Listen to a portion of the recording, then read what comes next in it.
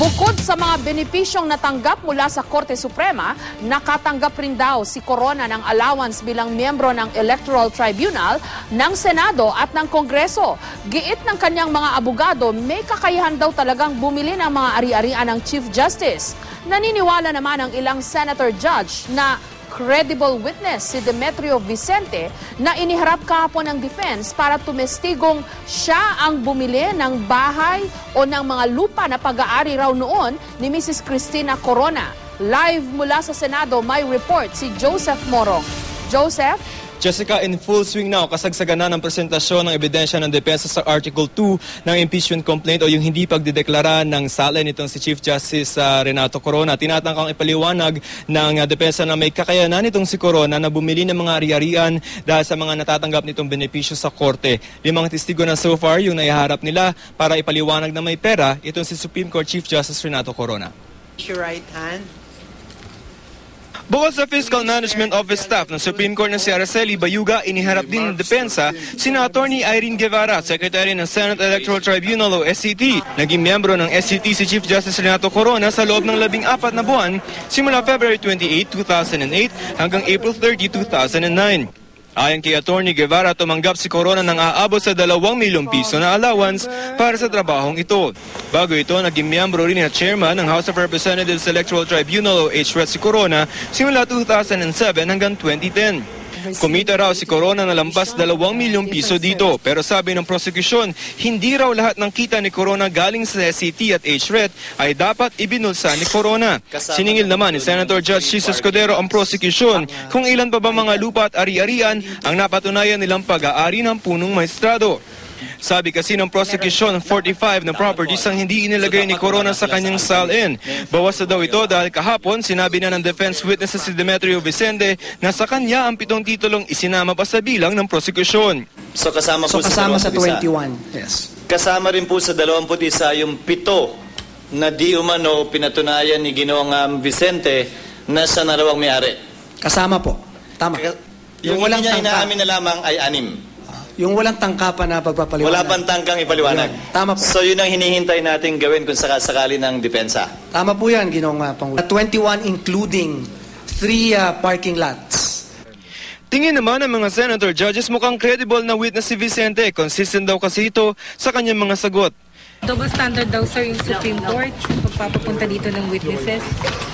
Kasi sa prosecution hindi pinayagan pero ngayon sir meron po. Hindi naman. Yung nagtestigo kahapon, nagtestigo na rin noong panahon ng prosecution presentation.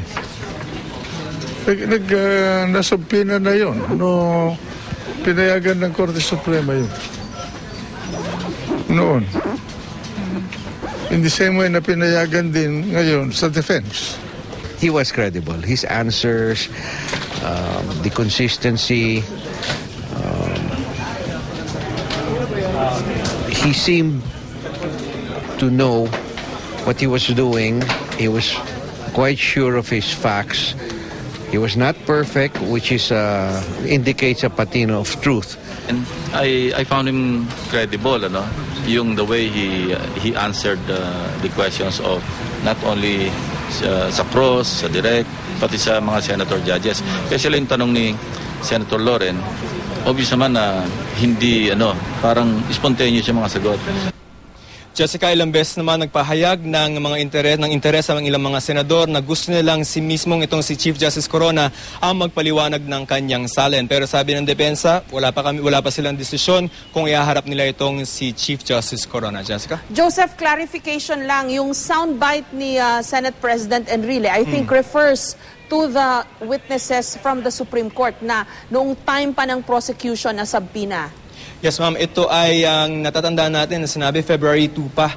In fact, yung sila daw ay nandyan na sa Supreme Court, sa Senate, no? But they were not presented by the prosecution. Yung February 2 is 12 days before the February 14 resolution ng Korte Suprema. Okay. Jessica. Issue ba yun? Kasi meron na ring empleyado ng Korte Suprema na nakapag-testify na during the turn of the prosecution. Si Miss Vidal, di ba? So why is the issue being revived again?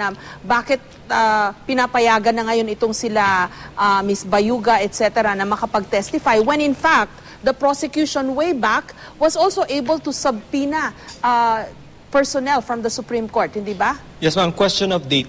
Si Attorney Vidal ay nakapag-testify bago pa bumaba yung February 14 resolution ng Korte Suprema. Ngayon, nung lumabas na yung February 14 resolution, isa-isa nang nawalan ng testigo yung prosecution for the succeeding articles. Kaya nga, isa yon sa mga dahilan nila kung bakit hindi na nila ipinursu yung 5 other articles. Ngayon, itong lumalabas na mga empleyado ng Supreme Court, ang sinasabi ng mga senators ni JPE ay mukha namang walang double standard kasi ang assumption nila is pinayagan. Doon sa February 14 resolution, ang kailangan mo lang naman gawin doon if you're a Supreme Court employee ay sabihin sa Supreme Court na, sir, lalabas po ako para po magtestigo sa Senate.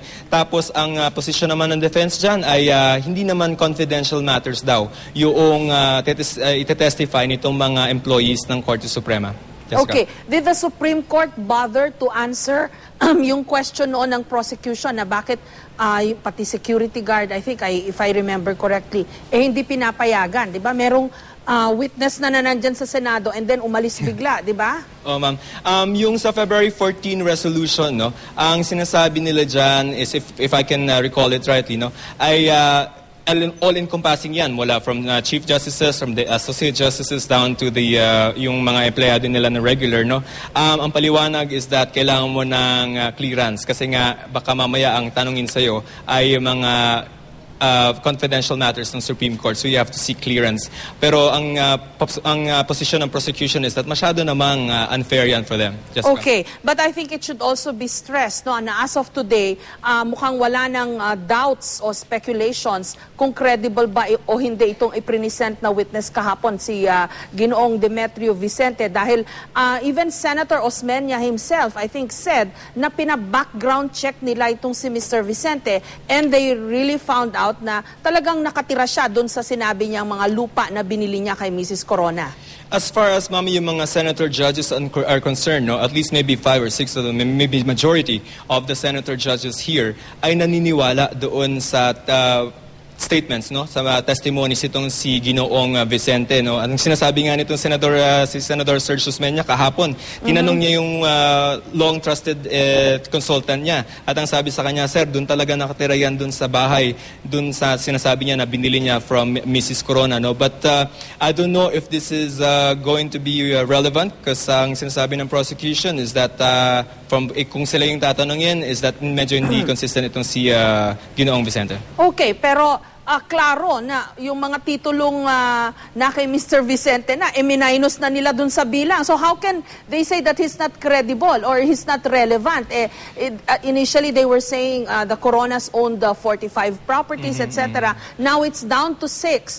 And inamin nila na hindi nakasama sa bilang yung mga titulong na kay Mr. Vicente na. Yes, ma'am. Pero ang naalala kong sinabi nitong si Representative Tupas, 21, including yung 3 na parking lots. So sa final reckoning niyan, it will be up to the senator judges kung maniniwala pa rin ba sila doon sa claim ng mga prosecutor na 21 pa rin yung ini-insist nila na properties. Sa bilang nitong si Senador Chis Escudero, kung halimbawa ang kiniklaim ng nitong si Chief Justice Corona is 5 already, 6 na lang ipagtatalunan natin, Jessica. Okay, in the meantime, aabangan natin kung ano nangyari doon sa missing document, o misplaced document. Maraming salamat, Joseph Moro.